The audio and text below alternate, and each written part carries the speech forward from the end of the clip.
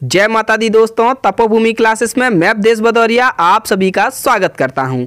MP TET वर्ग 2 की परीक्षाएं अभी चल रही हैं।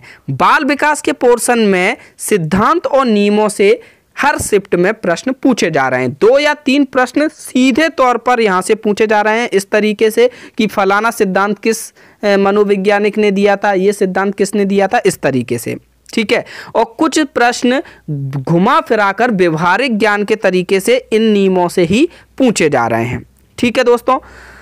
आप सभी की डिमांड थी कि सभी सिद्धांत और नियम सर जितने भी महत्वपूर्ण हैं उन सभी को आप एक वीडियो लेक्चर्स के माध्यम से हमें दे दें ताकि हम उन सभी का एक बार रिवीजन कर सकें। तो दोस्तों मैं आपको बता दूं, आप कोई भी टेट परीक्षा देने जा रहे हो, ये लेक्चर आपका हर एक टेट परीक्षा के लिए इम्पोर्टेंट है। लेकिन दोस्तों ये लेक्चर केवल तभी के लिए है जब आप अगले दिन एग्जाम देने जा रहे हो। शुरुआत से अगर आप पढ़ाई कर रहे हो तो ये लेक्चर नहीं है, ये एक रिवीजन लेक्चर है। यहाँ पर मैं मान के चलूँगा कि ये सारी चीज़ें आप पहले से ही पढ़ चुके हैं, मैं बस उनको एक साथ लाने का प्रयास कर रहा हूँ, ठीक है दोस्तों। तो शुरुआत करते हैं दोस्तों। सबसे ज़्यादा जो मुझे समझ में आया है, बाल विकास में जो लोगों के नंबर इतने कम आ रहे हैं उसका सबसे बड़ा कारण ये है कि जो शब्द आते हैं, छोटे छोटे जो शब्द लिखे रहते हैं, उन शब्दों का सही मीनिंग मालूम नहीं होता है अधिकांशतः जो हिंदी माध्यम के विद्यार्थी हैं उनको, क्योंकि हिंदी के काफ़ी कठिन कठिन शब्द बाल विकास में यूज़ किए जाते हैं। इसलिए मैंने यहाँ पर कुछ शब्दों को पहले आपको समझा देता हूँ। ये शब्द आप पहले समझ लेंगे तो जितने भी नियम हैं, नियम पढ़ते ही आपको समझ में आ जाएगा इस नियम में क्या है, ठीक है। तब जो व्यवहारिक प्रश्न आएगा, जैसे 3-4 लाइनें लिखी रहती हैं और फिर बोला जाता है इसमें कौन से नियम की बात हो रही है, ठीक है। जैसे कोई कक्षा की एक अवधारणा दे दी कि कक्षा में ऐसा ऐसा हो रहा है, बच्चे इस तरीके से सीख रहे हैं, तो बताइए इसमें कौन सा नियम फॉलो हो रहा है। तो वो अपन समझ सकते हैं कि अगर हमको उन शब्दों के अर्थ मालूम होंगे। तो सबसे पहले मैं आपको दोस्तों यहीं से शुरुआत करते हैं अपन, ठीक है, यहीं से शुरुआत करते हैं। सबसे पहला शब्द है दोस्तों अनुक्रिया। अनुक्रिया का मतलब क्या होता है? अनुक्रिया का मतलब होता है रिस्पॉन्स। अगर इंग्लिश में देखें, इंग्लिश में थोड़ा सही से समझ में आ जाएगा, ठीक है। यहाँ तो रिस्पॉन्स यानी कोई भी काम कर रहे हैं उसके बाद, कोई भी काम करने की वजह से जो रिस्पॉन्स आता है हमारा तुरंत, उसको हम अनुक्रिया कहते हैं, ठीक है। क्रिया यानी काम करना और क्रिया के बाद जो आए उसको अनुक्रिया। उपागम, उपागम किसे कहा जाता है दोस्तों? उपागम भी आपका काफ़ी नियमों में आएगा, अभी सिद्धांतों में आएगा, ठीक है। उपागम को इंग्लिश में अप्रोच कहते हैं। अब अप्रोच से आप बिल्कुल समझ में आ जाएगा आपको क्या है। अगला है अनुबंधन। अनुबंधन का मतलब क्या होता है? अनुबंधन का मतलब है क्रम या सिलसिला, ठीक है। कोई भी काम करने का क्रम कि इस तरीके से किया जाएगा, ठीक है। कि पहले मान के चलिए हमको खाना खाना है तो पहले हम रोटी लेंगे, फिर उसको सब्जी से मिलाएंगे और फिर अंदर खाएंगे, मुंह में लेंगे, चबाएंगे, ये इस तरीके से सिलसिला। आत्म प्रत्यय दोस्तों, इस शब्द का भी बहुत प्रयोग होगा। प्रत्यय शब्द का काफ़ी प्रयोग होगा आपके ये आगे के सिद्धांतों में। तो प्रत्यय का मतलब हम क्या समझते हैं? वही हिंदी वाला प्रत्यय, उपसर्ग वाला, उसको नहीं समझिए। अब इसका सही मीनिंग देखिए जो यहाँ पर प्रयोग होगा, ठीक है। प्रति का मतलब होता है, प्रत्यय जो है वो प्रति प्लस आय से मिलकर बना होता है, प्रति प्लस आय, ठीक है। तो दोस्तों इसका मतलब होता है, प्रति का मतलब होता है स्वयं, और आय यानी चलने वाला, यानी कि खुद के साथ ही चलने वाला, यानी कि आत्म प्रत्यय या प्रत्यय का, आत्म प्रत्यय का मतलब क्या हो जाएगा? स्वयं के होने का बोध, यानी मैं हूँ, मेरी अवधारणा, स्वयं की अवधारणा, उसको हम आत्म प्रत्यय कहेंगे। ऐसे ही दोस्तों आखिरी शब्द है पुनर्बलन। पुनर्बलन का मतलब क्या होता है? पुनर्बलन यानी ऐसी कोई क्रिया जो अनुक्रिया की संख्या में वृद्धि करती हो। अब दोस्तों अनुक्रिया तो आपको पता ही है, देखो अनुक्रिया हम ऊपर ही देख चुके हैं। अनुक्रिया यानी रिस्पॉन्स, ठीक है। ऐसी कोई क्रिया जो रिस्पॉन्स बढ़ाए, रिस्पॉन्स में वृद्धि करे, उसको हम पुनर्बलन कहते हैं। इंग्लिश में इसको रीइंफोर्समेंट भी बोला जाता है, ठीक है। अब हम आगे बढ़ते हैं। उद्दीपन। उद्दीपन का मतलब होता है उत्तेजित करना, किसी चीज को उत्तेजित कर रहे हैं, ठीक है। और उद्दीपक वह चीज होती है जो उत्तेजित करे, उत्तेजित करने वाला जो कारक है उसको हम उद्दीपक बोलते हैं, ठीक है। प्रतिवर्त। प्रतिवर्त का मतलब होता है रिफ्लेक्सेस। रिफ्लेक्सेस जैसे कि कोई भी चीज़ है, जैसे हम किसी ने आपको थप्पड़ मारा तो आप जस्ट थप्पड़ आप में जैसे ही थप्पड़ पड़ा तो आपकी क्या रिएक्शन आई, आप तुरंत अपना हाथ गाल पे लेके जाओगे और गाल को सहलाओगे, तो वो रिफ्लेक्स हो गया एक तरीके का। तो प्रतिवर्त यानी रिफ्लेक्स, ठीक है। प्रतिदर्श यानी सैंपल या नमूना, और प्रसूत यानी डिलीवर्ड उत्पन्न। प्रसूत भी आपका आएगा। ये वर्ड हैं, इनको आप अच्छे से समझ लें। एक बार समझ लेंगे तो बहुत से प्रश्न जो भाषाई प्रश्न होते हैं, व्यवहारिक प्रश्न होते हैं, उनमें इन शब्दों का प्रयोग होता है, वहाँ पर भी फायदा मिलेगा। साथ ही साथ ये जो आगे के सिद्धांत नियम हैं, इनमें भी आपको फायदा मिलेगा, ठीक है। सबसे पहले दोस्तों हम थॉर्नडाइक के सीखने के नियम देख लेते हैं। थॉर्नडाइक ने क्या बहुत सारे नियम दिए हैं, तो हम पहले थॉर्नडाइक खत्म कर लेते हैं, उसके बाद फिर बाकी के नियम भी देख लेंगे। दोस्तों यहाँ पर मैंने केवल और केवल महत्वपूर्ण नियम लिए हैं, ठीक है। ये पूरा वीडियो लेक्चर देखने के बाद आप इसकी PDF डाउनलोड कर लेना, तो वहाँ से आप इनको दोहराते रहना, ठीक है। दोस्तों जो थॉर्नडाइक थे, उन्होंने मूलतः 2 नियम दिए सीखने के, लर्निंग के, अधिगम के। दोस्तों जो अधिगम होता है ना, अधिगम का मतलब होता है लर्निंग यानी सीखना, ठीक है। एक तो उन्होंने मुख्य नियम दिए कि ये उन्होंने बोल दिया कि ये जो नियम है ये मुख्य नियम है। सीखने के कैसे कैसे नियम है, मुख्य नियम है, ठीक है, प्राइमरी नियम। और कुछ उन्होंने गौण नियम दिए। गौण नियम यानी सेकेंडरी नियम। जो प्राइमरी नियम थे उनके, जो मुख्य नियम थे वो 3 थे। तत्परता का नियम रेडीनेस लॉ, अभ्यास का नियम यानी एक्सरसाइज, प्रभाव का नियम यानी इफेक्ट, ठीक है। कई बार दोस्तों सीधे सीधे ऐसे ही प्रश्न पूछ लिया जाता है कि इनके जो थॉर्नडाइक ने सीखने के नियम दिए थे उनमें से मुख्य नियम कितने, तो हम बोल देंगे मुख्य नियम 3 हैं और गौण नियम 5 हैं। ये पांचों यहाँ पर लिखे हुए हैं। बहु अनुक्रिया का नियम, मल्टीपल रिस्पॉन्सेस यानी कि एक से ज़्यादा रिस्पॉन्स आना, ठीक है। मानसिक स्थिति का नियम दूसरा। तीसरा आंशिक क्रिया का नियम, पार्शियल क्रिया, आंशिक यानी पार्शियल इंग्लिश में बोलें तो। आत्मसात या समानता का नियम और साहचर्य परिवर्तन का नियम। साहचर्य यानी कि कोई भी चीज़ें साथ साथ हों, ठीक है, एसोसिएटिव, ठीक है। तो ये नियम उन्होंने दिए थे। आप बस नियमों के नाम याद रखिए। मुझे मालूम है कि आपने पढ़ा होगा तो ठीक है, नहीं तो बस नाम याद रखें, उतना बहुत है। और ये याद रखें कि मुख्य नियम 3 होते हैं और सेकेंडरी होते हैं 5, क्योंकि कुछ परीक्षाओं में ये भी पूछा जा चुका है। अब हम आगे बढ़ते हैं। थॉर्नडाइक के कुछ और सिद्धांत हैं जो मैं पहले लेक्चर में बता चुका था। इसमें से प्रयत्न व भूल का सिद्धांत और एक और सिद्धांत, 2 सिद्धांत पूछे जा चुके हैं एग्जाम में। बाकी के भी सिद्धांत आप ये पढ़ लेना, ठीक है। याद रखना कि ये थॉर्नडाइक के सिद्धांत है और ये थॉर्नडाइक भाई साहब का चित्र है, ठीक है। अब आगे हम आते हैं अधिगम। दोस्तों बहुत सारे जो महत्वपूर्ण सिद्धांत थे उनमें अधिगम के सिद्धांत बहुत ज़्यादा थे। लर्निंग प्रोसेस ऐसी वैसी, ठीक है। तो जितने भी सिद्धांतों में अधिगम लिखा था, मैंने उन सभी को एक साथ लिख लिया है, ठीक है, एक साथ सभी को सजा दिया है, ठीक है। क्या मैंने कोई B.Ed वगैरह नहीं की है, मैं इस टॉपिक का टीचर नहीं हूँ, सही बताऊं तो मैं तो मैथ का टीचर हूं, लेकिन ये आप लोगों के लिए इकट्ठा किया है मैंने। तो जहाँ जहाँ भी अधिगम लिखा था, जो भी चीज़ें बार बार एग्जाम में पूछी जा रही थी, जो मुझे दिखी कि ये भी आ चुका है एग्जाम में, ये भी आ चुका है, तो उन सबको मैंने इकट्ठा लिख लिया है यहाँ पे, ठीक है।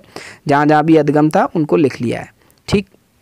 तो इससे आपको याद करने में थोड़ी सरलता हो जाएगी। आगे इन सभी नियमों को थोड़ा थोड़ा अपन देखेंगे, ठीक है। और इनसे जितने भी तरीके के प्रश्न पूछे जा चुके हैं वो सारी चीज़ें मैं यहाँ पे इंक्लूड कर दूंगा, ठीक है। तो अधिगम जो है बहुत सारे नियम है। एक है सामाजिक अधिगम का नियम, तो वो अल्बर्ट बांडुरा जी ने दिया था। किसने दिया? अल्बर्ट बांडुरा जी ने। ये बार बार ऊपर लाइन, ये किसने दिया था? अल्बर्ट बांडुरा जी ने, ठीक है। जो सामाजिक अधिगम का सिद्धांत, ये पूछा जा चुका है एग्जाम में। संरचनात्मक अधिगम, देखो दोस्तों यहाँ मैंने केवल संरचनात्मक लिखा है, ठीक है, चार्ट बनाने के लिए हिसाब से। इसका मतलब है संरचनात्मक अधिगम का नियम, मानवतावादी अधिगम का नियम, क्षेत्रीय अधिगम का नियम, सूचना प्रसाधन अधिगम का नियम, ऐसे करके इसका मतलब है, ठीक है।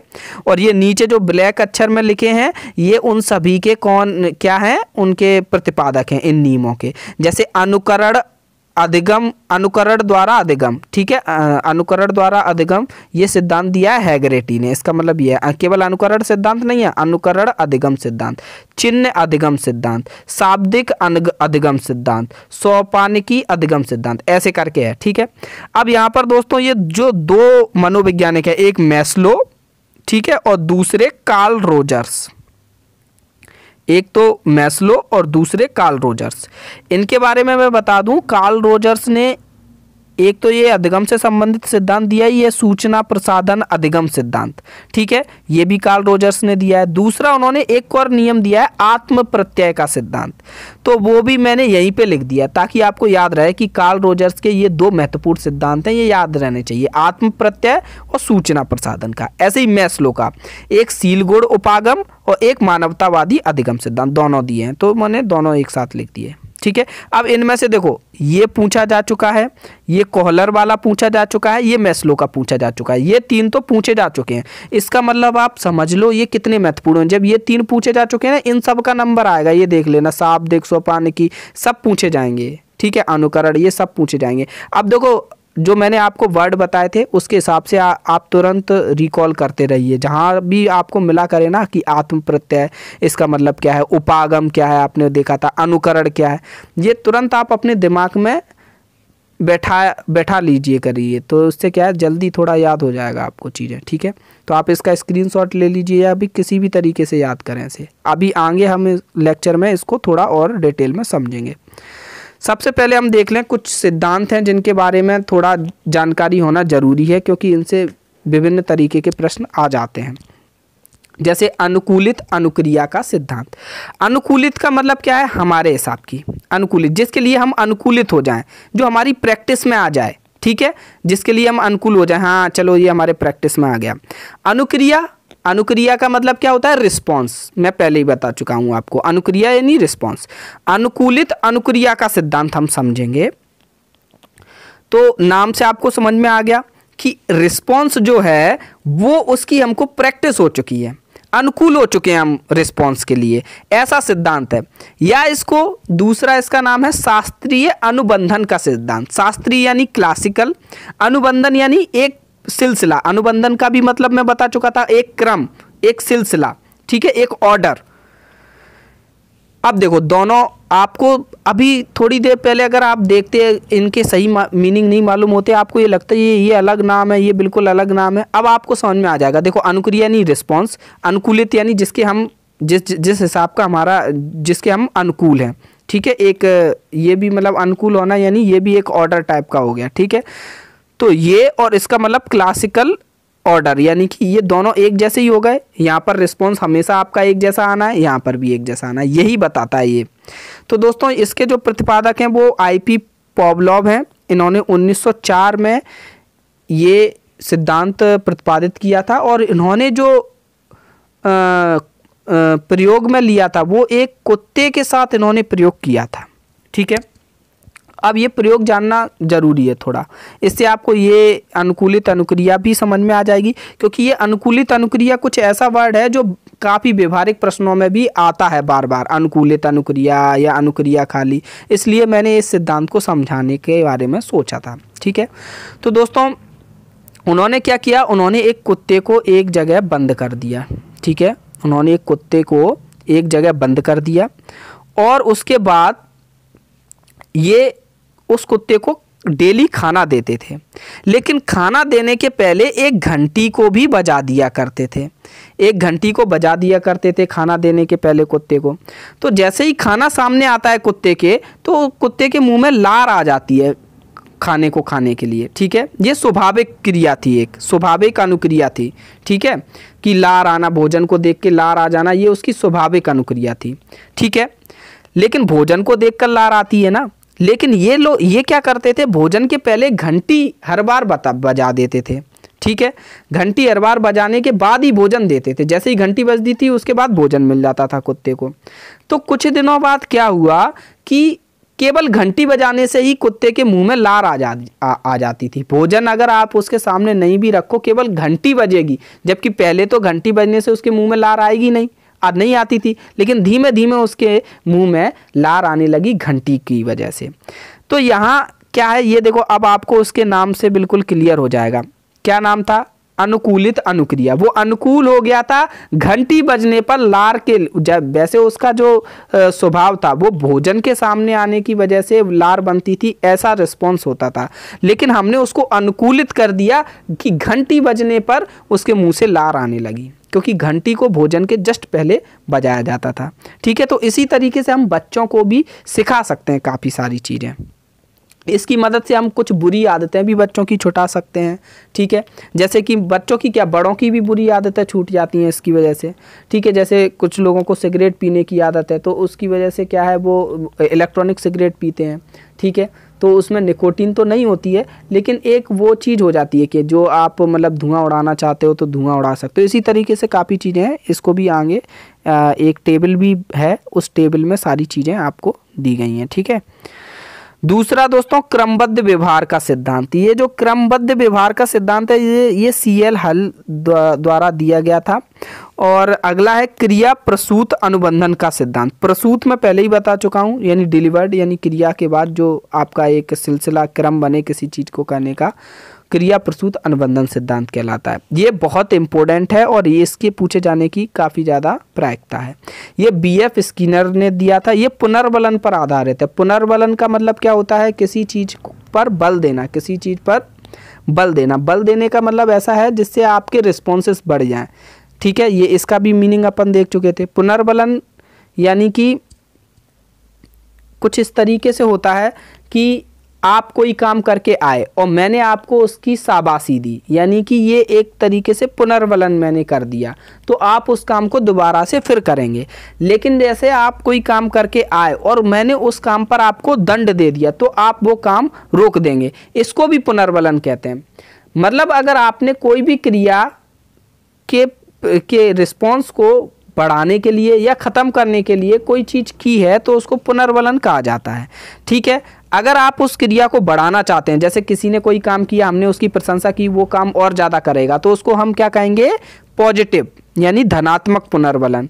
और अगर हम किसी को दंड दे देंगे किसी काम के लिए, यानी कि वो उस काम को करने से फिर सोचेगा या उस काम को नहीं करेगा, तो उसको हम ऋणात्मक पुनर्बलन कहते हैं। तो इस तरीके से पुनर्बलन पर भी प्रश्न पूछे जा चुके हैं, धनात्मक, ऋणात्मक, इस तरीके से, इसलिए ये बताना मुझे जरूरी लगा।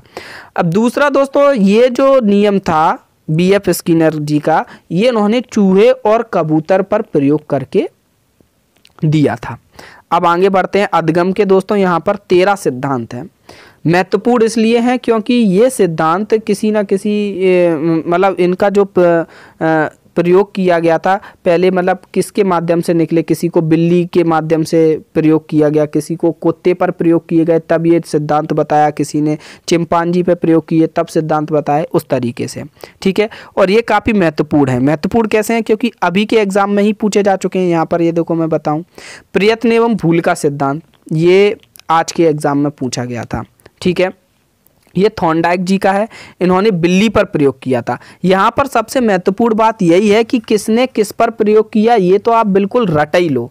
ठीक है, किसने किस पर प्रयोग किया ये आपको रटा होना चाहिए, क्योंकि ये भी पूछा जा सकता है। और ये जो विशेष बातें हैं ये आपके व्यवहारिक प्रश्न को समझने के लिए ज़रूरी है। क्या है, कभी कभी व्यवहारिकता में आपको एक कंडीशन दे दी जाएगी और उससे संबंधित आपसे ये पूछ लिया जाएगा सिद्धांत या ये किस चीज़ को सपोर्ट करता है, ऐसे करके। ठीक है, तो उसके लिए ये विशेष बातें पढ़ना ज़रूरी है। और ये डायरेक्ट, ये दो चीज़ें तो डायरेक्ट ही पूछी जाएंगी, तो इनको आपको याद कर लेना है। ठीक है, प्रयत्न एवं भूल का सिद्धांत कुछ नहीं, ये कहता है अभ्यास करो, प्रैक्टिस करो। ठीक है, प्रयत्न एवं भूल का सिद्धांत केवल ये कहता है आपसे कि आप तो बस प्रैक्टिस करो, खूब सारी प्रैक्टिस करो, आप भूलोगे, आपसे भूल होगी, आप अपनी भूल से ही सीखोगे। बार बार प्रयत्न करो, भूलें होंगी, उससे त्रुटियां अपने आप खुद खत्म कर लोगे। दूसरा दोस्तों, दूसरा जो सिद्धांत है वो सिद्धांत है आपका अनुकूलित अनुक्रिया। ये अभी हम देख चुके हैं, वही कुत्ते पर उन्होंने किया था अनुकूलित अनुक्रिया। ठीक है, कुत्ते को क्या दिखा दिया था उन्होंने? सामने से घंटी बजा के खाना देते थे, वही वाला है। अब दोस्तों इसमें क्या है, ये काफ़ी महत्वपूर्ण है, ये एक इम्पोर्टेंट है इस तरीके से। ठीक है, यहाँ पर आप ये जरूर पढ़ लें कि ये सिद्धांत क्या क्या, किन किन चीज़ों में, बहुत सारी चीज़ों में ये सिद्धांत लागू होता है। ठीक है, जैसे कि कोई बुरी आदत छुड़ानी हो, शब्द विन्यास अच्छा करना हो, सुलेख करना हो, किसी की राइटिंग अच्छी करनी हो, ठीक है। बच्चों को कुछ वस्तुएं दिखाकर उनको अक्षरों का ज्ञान करा देना कि आ से औरत, ठीक है, ई से ईख, इस तरीके से, तो ये उसी के अंतर्गत आता है, ठीक है। जैसे ही बच्चों को ई वो दिखेगा, क्या कहते हैं, जैसे ही बच्चों को बॉल दिखेगी तो वो बी समझ जाएंगे, बी, ठीक है। तो वो एक तरीके से हमने उनके दिमाग में वो उस तरीके का रिस्पॉन्स फीड कर दिया है, ठीक है। अगला है, तो इस पर व्यवहारिक प्रश्न भी ज़्यादा पूछे जा सकते हैं, व्यवहारिक प्रश्न भी ज़्यादा बन सकते हैं इस वाले सिद्धांत पर। तो ये सिद्धांत दूसरा आप अच्छे से देख लें। तीसरा है गेस्टॉल्ट सिद्धांत, महत्वपूर्ण सिद्धांत है, पूछा नहीं गया अभी तक, ठीक है। और ये इसलिए महत्वपूर्ण है क्योंकि ये चिंपांजी का प्रयोग किया गया था, तब कोहलर ने इस सिद्धांत को दिया था। ये सभी लोगों ने इस पे प्रयोग किया है, ठीक है। और ये सिद्धांत ये बताता है कि आपको खुद ही हल खोजना है, स्वयं ही समाधान जो आप सोचेंगे वो ज़्यादा लंबे समय तक आपके साथ रहेगा, बाकायदा इससे कि कोई और आपको सिखाए, ठीक है। ये खुद से सीखने की प्रक्रिया है, ठीक है। अगला है चौथे नंबर का क्रिया प्रसूत अनुबंध का सिद्धांत, ठीक है। ये पुनर्बलन पर जोर देता है, ये हम पढ़ ही चुके हैं, ठीक है। कबूतर और चूहे का प्रयोग किया गया था, इसको सिद्ध करने के लिए कबूतर या चूहे पे प्रयोग किए गए थे, ठीक है। पुनर्बलन पर ये जोर देता है। पुनर्बलन का मतलब होता है प्रेरक, किसी चीज़ को प्रेरित करने के लिए। कोई चीज़ प्रेरित कर रही है, अब अच्छी तरीके से प्रेरित कर रही है तो धनात्मक प्रेरक, और गलत तरीके से कर रही है तो नकारात्मक प्रेरक, यानी कि उस चीज़ को डाउन करने के लिए, ठीक है। तो अगला है प्रबलन का सिद्धांत। प्रबलन का सिद्धांत, इसका दूसरा नाम है न्यूनतम आवश्यकता का सिद्धांत या विधिक सिद्धांत। दोस्तों यहाँ पर ये देखो, ये जैसे ये दिए गए ना कोष्टक में, प्रयत्न एवं भूल का सिद्धांत, उद्दीपन अनुक्रिया सिद्धांत, अधिगम का बंध सिद्धांत, ये सब इसके दूसरे नाम है। प्रयत्न एवं भूल का नाम ही उद्दीपन अनुक्रिया सिद्धांत या अधिगम का बंध सिद्धांत है, एसआर थ्योरी भी बोलते हैं, ठीक है। ये उनके दूसरे नाम है। ऐसे ये जो कोष्टक में लिखे हैं ये दूसरे नाम है इनके, तो ये दूसरे नाम भी आप ध्यान रखना, ठीक है। ये अच्छी टेबल है, इस टेबल को बहुत अच्छे से आप लोग देख के जाना, जब भी आप एग्जाम देने जाओ इस टेबल को जरूर देख के जाना। प्रबलन का सिद्धांत क्या कहता है? न्यूनतम आवश्यकता का सिद्धांत है, सीएल हल ने दिया था, ये चूहे पर प्रयोग किया गया था, ठीक है। किस पर प्रयोग किया गया था? चूहे पर। ये मुख्यतः दोहराने की प्रवृत्ति पर बल देता है। ये कहता है दोहराओगे तो आप अधिगम कर सकते हो, लर्निंग कर सकते हो, दोहराकर आप चीज़ें सीख सकते हो। छठवें नंबर है अनुकरण द्वारा अधिगम। अनुकरण द्वारा अधिगम ये हैगर्टी ने दिया था, ठीक है। ये कहता है जैसा देखेगा कोई वैसा ही करेगा, अनुकरण करेगा, अनुकरण यानी फॉलो करेगा आपको, ठीक है। सातवें नंबर का सिद्धांत है अधिगम का प्राकृतिक दशा सिद्धांत, या इसको क्षेत्र सिद्धांत भी कहते हैं। प्राकृतिक दशा का मतलब है आपके आसपास की दशा, ठीक है। प्राकृतिक दशा का मतलब क्या है? आपके आसपास की जगह दशा, या क्षेत्र सिद्धांत कह सकते हैं इसको, ठीक है। अगला है आठवां स्थानापन्न या प्रतिस्थापन या समीपता का सिद्धांत। ये एक ही नाम है, स्थानापन्न सिद्धांत या प्रतिस्थापन सिद्धांत या समीपता का सिद्धांत, ऐसे पूछा जा सकता है।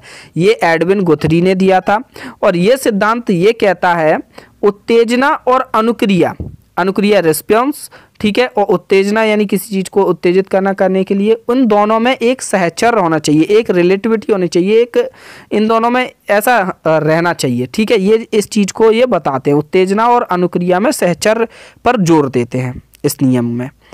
अगला है चिन्ह आकार या अव्यक्त अधिगम, ठीक है। अव्यक्त यानी चिन्ह के माध्यम से, ये उनके अलग अलग नाम है, अप्रकट अधिगम, प्रतीक अधिगम, ठीक है।